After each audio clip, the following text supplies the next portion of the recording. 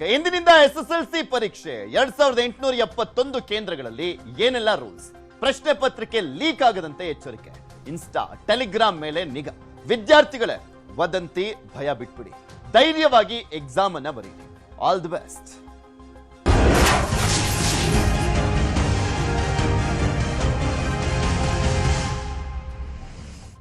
ವಿದ್ಯಾರ್ಥಿ ಜೀವನದಲ್ಲಿ ಅವರ ಭವಿಷ್ಯವನ್ನ ನಿರ್ಧರಿಸುವಂತ ಮೊದಲ ಒಂದು ದೊಡ್ಡ ಪರೀಕ್ಷೆ ಎಸ್ಎಸ್ಎಲ್ಸಿ ಪರೀಕ್ಷೆ ಇವತ್ತಿನಿಂದ ಆರಂಭ ಆಗ್ತಾ ಇದೆ.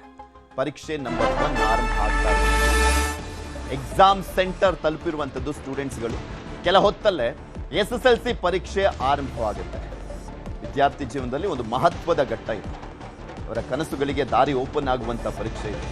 ಅವ್ರ ಲೈಫಲ್ಲೇ ಮೊದಲ ದೊಡ್ಡ ಪರೀಕ್ಷೆಯನ್ನ ಎದುರಿಸ್ತಾ ಇದ್ದಾರೆ. ಎಸ್ಎಸ್ಎಲ್ಸಿ ಎಕ್ಸಾಮ್ ಅಂದ್ರೆ ಮೊದಲ ದೊಡ್ಡ ಪರೀಕ್ಷೆ ಅದು. 2871 ಸೆಂಟರ್ಗಳಲ್ಲಿ ಎಸ್ಎಸ್ಎಲ್ಸಿ ಎಕ್ಸಾಮ್ ಪರೀಕ್ಷಾ ಅಕ್ರಮದ ತಡೆಗೆ ಹದ್ದಿನ ಕಣ್ಣಿಟ್ಟಿರುವಂತದ್ದು ಶಿಕ್ಷಣ ಇಲಾಖೆ. ಪ್ರಶ್ನೆ ಪತ್ರಿಕೆ ಸೋರಿಕೆ ಆಗದಂತೆ ಸಾಕಷ್ಟು ಕಟ್ಟೆಚ್ಚರವನ್ನು ವಹಿಸಲಾಗಿದೆ. ಪೋಸ್ಟ್ ಹಾಕುವಂತವರ ಮೇಲೂ ಕೂಡ ಕ್ರಮ ಕೈಗೊಳ್ಳಲಾಗುತ್ತೆ. ಸುಮ್ನೆ ಸುಳ್ಳು ಸುದ್ದಿಯನ್ನ ಮಾಡಿ ಇದೇ ಪತ್ರಿಕೆ ತಗೊಳ್ಳಿ, ಅಷ್ಟು ಕೊಡಿ ಇಷ್ಟು ಕೊಡಿ ಅಂತೆಲ್ಲ ನಂಬಕ್ ಹೋಗ್ಬಿಡಿ.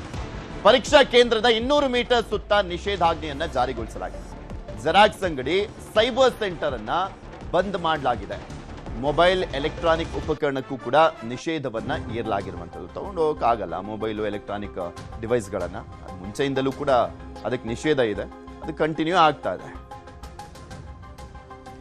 ಇದೆಲ್ಲದ್ರ ಬಗ್ಗೆನೂ ಕೂಡ ಇನ್ನಷ್ಟು ಮಾಹಿತಿಯನ್ನ ಕೊಡ್ತಾ ಹೋಗ್ತಾರೆ ನಮ್ಮ ಪ್ರತಿನಿಧಿ ಪ್ರಗತಿ ಶೆಟ್ಟಿ. ನಮ್ಮ ಜೊತೆ ನೇರ ಸಂಪರ್ಕದಲ್ಲಿ ಜಾಯ್ನ್ ಆಗಿದ್ದಾರೆ. ಪ್ರಗತಿ, ಅವರ ಕನಸುಗಳಿಗೆ ದಾರಿ ಮಾಡಿಕೊಡುವಂತ ಒಂದು ಮೊದಲ ದೊಡ್ಡ ಪರೀಕ್ಷೆಯನ್ನ ಇವತ್ತು ಸ್ಟೂಡೆಂಟ್ಸ್ ಫೇಸ್ ಮಾಡ್ತಾ ಇದ್ದಾರೆ. ಯಾವ ರೀತಿಯಾಗಿ ಪ್ರಿಪೇರ್ ಆಗಿದ್ದಾರೆ, ಮತ್ತೆ ಶಿಕ್ಷಣ ಇಲಾಖೆ ಕೂಡ ರೆಡಿ ಆಗಿದೆ? ಪ್ರಥಮ ಇವತ್ತಿನಿಂದ ಎಸ್ಎಸ್ಎಲ್ಸಿ ಪರೀಕ್ಷೆ ಮೊದಲ ಪರೀಕ್ಷೆ ಆರಂಭ ಆಗುತ್ತೆ. ಸುಮಾರು 8,65,000ಕ್ಕೂ ಅಧಿಕ ವಿದ್ಯಾರ್ಥಿಗಳು ಪರೀಕ್ಷೆಯನ್ನ ಬರಿತಾ ಇದ್ದಾರೆ. ಸಕಲ ತಯಾರಿಯನ್ನ ಮಾಡ್ಕೊಂಡಿದ್ದಾರೆ. ನಾನೀಗ ಪರೀಕ್ಷಾ ಕೇಂದ್ರದಲ್ಲೇ ಇದ್ದೀನಿ. ನಿಮ್ಗೆ ವಿಜುವಲ್ ಸಮೇತವಾಗಿ ಅದನ್ನ ಎಕ್ಸ್ಪ್ಲೇನ್ ಮಾಡ್ತಾ ಹೋಗ್ತೀನಿ. ಆಲ್ರೆಡಿ ಮಕ್ಕಳೆಲ್ಲರೂ ಕೂಡ ಪರೀಕ್ಷೆಗೆ ರೆಡಿ ಆಗಿರುವಂತದ್ದು. ಸುಮಾರು 10 ಗಂಟೆಯ ಹೊತ್ತಿಗೆ ಪರೀಕ್ಷೆ ಶುರುವಾಗುತ್ತೆ. ಸೊ ಹಾಗಾಗಿ ಎಲ್ಲರೂ ಕೂಡ ಓದ್ತಾ ಇರೋದು. ಇವತ್ತು ಮಾತೃಭಾಷೆ ಆಗಿರೋದ್ರಿಂದ ಮಕ್ಕಳು ಕೂಡ ಸ್ವಲ್ಪ ನಿರಾಳರಾಗಿದ್ದಾರೆ. ಸೊ ಕನ್ನಡ ಅಲ್ವಾ ಅಂದ್ರೆ ಅವರವರ ಮಾತೃಭಾಷೆ ಆಗಿರೋದ್ರಿಂದ ಸ್ವಲ್ಪ ಮಟ್ಟಿಗೆ ನಿರಾಳರಾಗಿದ್ದಾರೆ. ಸೊ ಮಕ್ಕಳನ್ನು ಕೂಡ ನಾನು ಮಾತನಾಡಿಸ್ತಾ ಹೋಗುವಂತಹ ಪ್ರಯತ್ನವನ್ನು ಕೂಡ ಮಾಡ್ತಾ ಹೋಗ್ತೀನಿ. ಸೊ ಯಾವ ರೀತಿಯಾಗಿ ರೆಡಿ ಆಗಿದ್ದೀರಾ, ಏನ್ ಹೇಳ್ತೀರಾ ಇವತ್ತಿನ ಮೊದಲ ಪರೀಕ್ಷೆ ಬಗ್ಗೆ? ಫುಲ್ ಪ್ರಿಪೇರ್ ಆಗಿದ್ದೀವಿ, ಚೆನ್ನಾಗಿ ಪ್ರಿಪೇರ್ ಆಗಿದ್ದೀವಿ. ನಾವು 4 ಮಾಡೆಲ್ ಪೇಪರು ರಿವೈಸ್ ಮಾಡಿದ್ದೀವಿ, ಮತ್ತೆ 3 ಪ್ರಿಪರೇಟರಿ ರಿವೈಸ್ ಮಾಡಿದ್ದೀವಿ. ಫುಲ್ ಕಾನ್ಫಿಡೆನ್ಸಲ್ಲಿದ್ದೀವಿ ನಾವೆಲ್ಲರೂ ಪಾಸ್ ಆಗ್ತೀವಿ ಅನ್ನೋದು. ಆಮೇಲೆ ಸರ್ ಅವರು 13 ಮಾರ್ಕ್ಸ್ ಪಾಸಿಂಗ್ ಮಾರ್ಕ್ಸ್ ಇವಾಗ ಮಾಡಿದ್ದಾರೆ. ತುಂಬಾ ಹಳ್ಳಿ ಪ್ರದೇಶ, ಗ್ರಾಮೀಣ ಪ್ರದೇಶ ಜನರಿಗೆ ಫುಲ್ ಒಳ್ಳೇದಾಗುತ್ತೆ. ಯಾಕಂದರೆ ಇವಾಗ ಸ್ವಲ್ಪ ಜನ ಮಕ್ಕಳಿಗೆ 13 ಮಾರ್ಕ್ಸ್ ಅಂದರೆ ಪಾಸಿಂಗ್ ಮಾರ್ಕ್ಸ್ ಮೊದಲು 28 ಇತ್ತಲ್ಲ, ತೆಗಿಯೋಕ್ಕಾಗದೆ ಫೇಲ್ ಈ ಥರ ಆಗ್ತಿದ್ರು. ಅವ್ರಿಗೆ ತುಂಬಾ ಜೀವನಕ್ಕೆ ಇವಾಗ 13 ಮಾರ್ಕ್ಸ್ ತುಂಬಾ ಉಪಯೋಗ ಆಗುತ್ತೆ. ಹಾಗಾಗಿ ಸರ್ ಅವ್ರು 13 ಮಾರ್ಕ್ಸ್ ಆಗಿರೋದ್ರಿಂದ ತುಂಬ ಉಪಯೋಗ ಆಗುತ್ತೆ. ಆಮೇಲೆ ನಾವೆಲ್ಲರೂ ನಮ್ಮ ಫ್ರೆಂಡ್ಸ್ ಎಲ್ಲ ನಾವು ಚೆನ್ನಾಗಿ ಓದಿದ್ದೇವೆ, ಎಲ್ಲ ಕಾನ್ಫಿಡೆನ್ಸ್ ಇದೆ, ಎಲ್ಲ ಪಾಸ್ ಆಗ್ತೀವಿ. ಹೋದ್ಸಲ ಎಲ್ಲ ಪ್ರಿಪೇಟಲ್ಲಿ ಚೆನ್ನಾಗಿ ಡಿಸ್ಟಿಂಕ್ಷನ್ ಬರೋಷ್ಟು ಮಾರ್ಕ್ಸ್ ತೆಗೆದಿದ್ದೀವಿ. ಈ ಸಲ ಫುಲ್ 100 ಮಾರ್ಕ್ಸ್ ಬರೋಷ್ಟು ಮಾರ್ಕ್ಸ್ ತೆಗಿಬೇಕಂತ ಫುಲ್ ಪ್ರಿಪೇರ್ ಆಗಿದೆ. ಸೊ ನೀವು ಯಾವ ರೀತಿಯಾಗಿ ರೆಡಿ ಆಗಿದ್ದೀರಾ? ಸೊ ಮಾರ್ಕ್ಸ್ ಸಂಖ್ಯೆ ಕೂಡ ಕಡಿಮೆ ಮಾಡಿದ್ದಾರೆ, 35ರಿಂದ 33 ಇಳಿಸಿದ್ದಾರೆ. ಏನ್ ಹೇಳ್ತೀರಾ? ಅದು ಮಾರ್ಕ್ಸ್ ಕಡಿಮೆ ಮಾಡಿದ್ದು ವೀಕ್ ಇರೋ ಮಕ್ಕಳಿಗೆ ಅದು ತುಂಬ ಹೆಲ್ಪ್ ಆಗುತ್ತೆ. ನಮಗೆ ಮಾರ್ಕ್ಸು 13 ಬೇಡ, ಜಾಸ್ತಿ ಬೇಕು, ಸ್ಕೋರ್ ಮಾಡ್ಬೇಕಂತ ಅನ್ಕೊಂಡಿದ್ದೀನಿ. 90 ಮೇಲೆ ಹೋಗ್ಬೇಕು ಅನ್ಕೊಂಡಿದ್ದೀನಿ. ಚೆನ್ನಾಗಿ ಓದಿದ್ದೀನಿ, ನಾನು ಚೆನ್ನಾಗಿ ಓದಿದ್ದೀನಿ, ಚೆನ್ನಾಗಿ ಪ್ರಿಪೇರ್ ಆಗಿದ್ದೀನಿ. ಸೊ ನೀವು ಯಾವ ರೀತಿಯಾಗಿ ರೆಡಿ ಆಗಿದ್ದೀರಾ, ಏನ್ ಹೇಳ್ತೀರಾ ಇವತ್ತಿನ ಎಕ್ಸಾಮ್ಗೆ?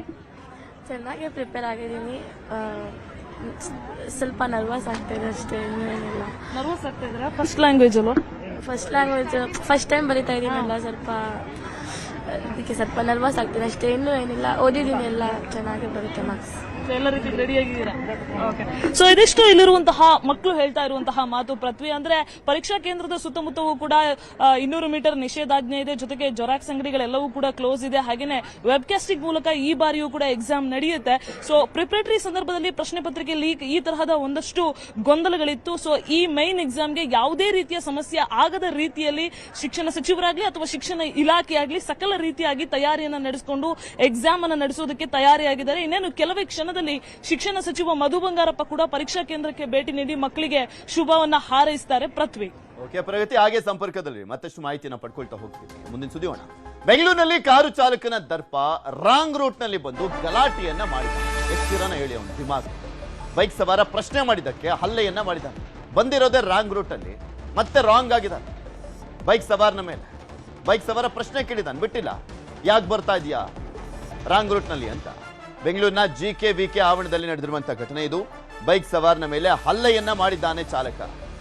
ಮಾತಿಗೆ ಮಾತು ಬೆಳೆದು ಹಿಗ್ಗಾಮುಗ್ಗಾ ಹಲ್ಲೆಯನ್ನ ಮಾಡಲಾಗಿರುವಂಥದ್ದು.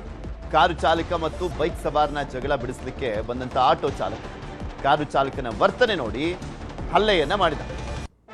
ಕಾರು ಚಾಲಕ ಮೊದಲೇ ಹುಚ್ಚುಚ್ಚುಂತರ ಆಡ್ತಾ ಇದ್ನಲ್ಲ, ಅವನೊಬ್ಬನೇ ವೀರ ಶೂರ ಅನ್ಕೊಂಡು ಹೊಡಿತಾ ಇದ್ನಲ್ಲ, ಅದನ್ನ ನೋಡಿದಂತ ಆಟೋ ಚಾಲಕ ನಂತರ ಆತನಿಗೆ ಹೊಡೆದಿದ್ದಾರೆ. ಯಾಕೆಂದ್ರೆ ಪಾಪ ಒಬ್ಬ ಬೈಕ್ ಸವಾರ ಪ್ರಶ್ನೆ ಮಾಡಿದ್ದಕ್ಕೆ ಹಲ್ಲೆ ಮಾಡಿದ್ನಲ್ಲ, ಆ ಕಾರಣಕ್ಕೋಸ್ಕರ ರೋಡ್ ರೇಜ್ ಪ್ರಕರಣಗಳು ಜಾಸ್ತಿ ಆಗ್ತಾನೇ ಹೋಗ್ತಾ ಇದೆ ಬೆಂಗಳೂರಿನಲ್ಲಿ. ಚಿಕ್ಕ ವಿಚಾರಕ್ಕೆಲ್ಲ ಜಗಳ ಆಡ್ತಾರೆ. ಎಲ್ರಿಗೂ ಅರ್ಜೆನ್ಸಿ ಇರುತ್ತೆ, ಎಲ್ಲರೂ ಕೆಲಸಕ್ಕೆ ಹೋಗ್ತಾ ಇರ್ತಾರೆ. ಈ ಸಂದರ್ಭದಲ್ಲಿ ಒಂದು ಕಿರಿಕು ಇನ್ನು ಉಳಿದಂಥವ್ರಿಗೂ ಕೂಡ ಕಿರಿಕಿರಿ ಮಾಡುತ್ತೆ, ಟ್ರಾಫಿಕ್ ಜಾಮ್ ಆಗುತ್ತೆ. ಸುಮ್ಮನಿರಲ್ಲ, ಒಂದು ಸ್ವಲ್ಪ ಆಯ್ತಪ್ಪ ಸಾರಿ ಅಂತ ಹೇಳಲ್ಲ, ಏನೋ ನೀನು ನನ್ನನ್ನೇ ಪ್ರಶ್ನೆ ಮಾಡ್ತೀಯಾ ಅಂತ ತಿಳಿದು ಬಿಡ್ತಾರೆ. ಪೆಟ್ರೋಲ್ ಹಾಕ್ಸ್ಕೊ ಬರೋಣ ಅಂತ ಹೇಳ್ಬಿಟ್ಟು GKVK ಹತ್ರ ಹೋದ್ರೆ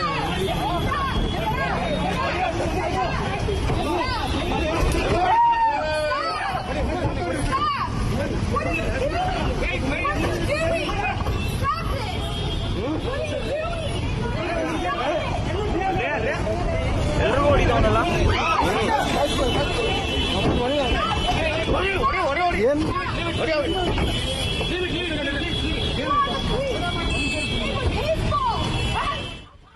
ಇದ್ರ ಬಗ್ಗೆ ಇನ್ನಷ್ಟು ಮಾಹಿತಿನ ಪಡ್ಕೊಂಡ ಪ್ರಗತಿಯಲ್ಲಿ ಯಾರೋ ಪಾಪ ಫಾರಿನ್ ಮಹಿಳೆ ಸ್ಟಾಪ್ ದಿಸ್ ಅಂತೆಲ್ಲ ಕೇಳ್ಕೊಳ್ತಾ ಇದಾರೆ. ಏನಾಗಿದ್ದಲ್ಲಿ ಆಕ್ಚುಲಿ ಪೃಥ್ವಿ, ಈ ವಿಚಾರಕ್ಕೆ ಸಂಬಂಧಪಟ್ಟಾಗಿ ಹೇಳ್ತಾ ಹೋಗ್ಬೇಕಂದ್ರೆ, ಆ ಕಾರು ಹೋಗ್ತಾ ಇರುತ್ತೆ, ಹೋಗುವಾಗ ಬೈಕ್ ಕೂಡ ಬರ್ತಾ ಇರುತ್ತೆ. ಈ ಕಾರಿನ ಚಾಲಕ ಏನಿರ್ತಾನೆ, ಈತ ಅಪೋಸಿಟ್ ಇಂದ ಬರ್ತಾನೆ. ಸೊ ಇದೇ ಕಾರಣಕ್ಕೋಸ್ಕರ ಬೈಕ್ ಸವಾರ ಪ್ರಶ್ನೆ ಮಾಡ್ತಾರೆ, ಇದಕ್ಕೆ ರಾಂಗ್ ರೂಟ್ ಅಲ್ಲಿ ಬರ್ತೀರಾ ಅನ್ನೋ ವಿಚಾರಕ್ಕೆ ಸಂಬಂಧಪಟ್ಟ ಹಾಗೆ ಪ್ರಶ್ನೆ ಮಾಡ್ತಾನೆ. ಅದಾದ್ಮೇಲೆ ಮಾತಿಗೆ ಮಾತು ಬೆಳೆಯುತ್ತೆ, ಜಗಳ ಆಗುತ್ತೆ, ವಾಕ್ಸಮರ ಆಗುತ್ತೆ. ಇವರಿಬ್ರ ಮಾತಾಡ್ತಾ ಇರೋದು ಪೀಕ್ ಲೆವೆಲ್ಗೆ ಹೋಗುತ್ತೆ. ಆಗ ಅಲ್ಲಿದ್ದಂತಹ ಜನರೆಲ್ಲರೂ ಕೂಡ ಟ್ರಾಫಿಕ್ ಜಾಮ್ ಆಗುತ್ತೆ ಅಂತ ಮಧ್ಯ ಪ್ರವೇಶ ಮಾಡ್ತಾರೆ.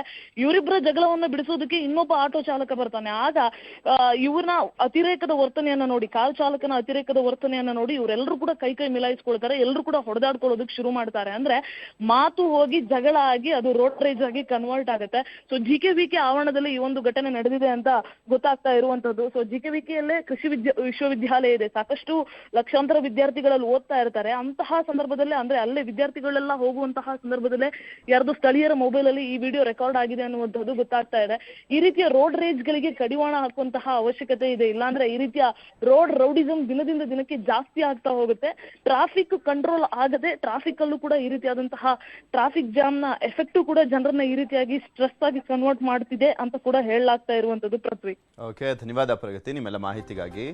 ನಿಮ್ಗೆ ತೋರಿಸ್ತಾ ಇದೀವಲ್ಲ, ಯಾರೋ ಪಾಪ ವಿದೇಶಿ ಮಹಿಳೆ ಬೇರೆ ಬಂದ್ಬಿಟ್ಟು ಸ್ಟಾಪ್ ದಿಸ್ ಅಂತ ಕೇಳ್ಕೊಳ್ತಾ ಇದಾರೆ. ಅಲ್ಲಿ ಅವನೊಬ್ಬ WWE ಅಖಾಡ ಮಾಡ್ಕೊಂಡ್ಬಿಟ್ಟಿದ್ದಾನಲ್ಲಿ.